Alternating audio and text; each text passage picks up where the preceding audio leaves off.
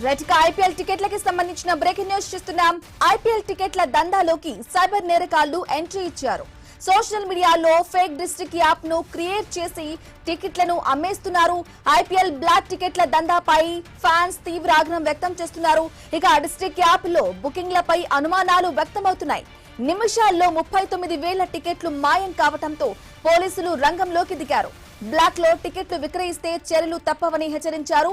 IAS IPS లు కూడా టికెట్ల కోసం లాబింగ్ చేస్తున్నట్లు అభిమానులు ఫైర్ అవుతున్నారు.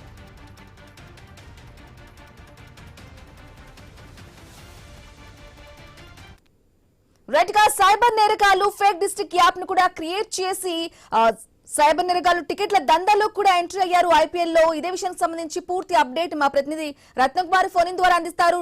రత్నకుమార్, ఐపీఎల్ బ్లాక్ టికెట్ల దందాపై ఫ్యాన్స్ కూడా తీవ్ర ఆగ్రహం వ్యక్తం చేస్తున్నట్లుగా తెలుస్తూ ఉంది.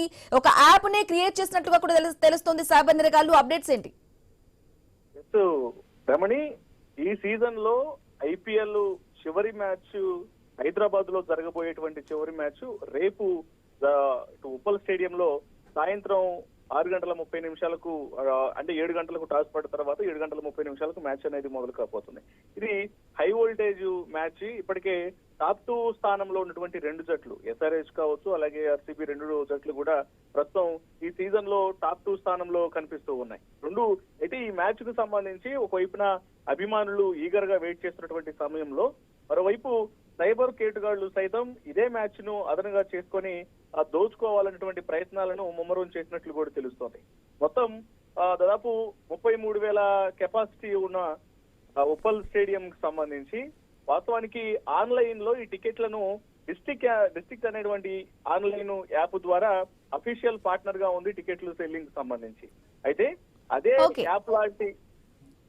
యాప్ లా ఉన్నటువంటి మరొక ఫేక్ యాప్ లను సృష్టించి కొంతమంది కేటుగాళ్లు టికెట్లను అమ్ముతున్నట్లు అక్కడ సెల్లింగ్ కు సంబంధించినటువంటి సైట్స్ ను ఓపెన్ చేయడం జరిగింది.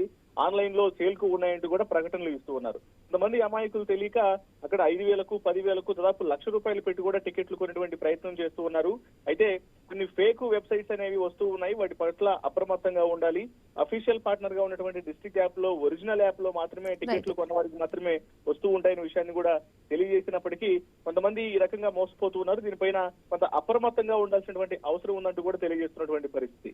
Right Ratnakumar, thank you for the updates. ఇవి updates. Keep watching I News. మీతోని మీ వెంటే.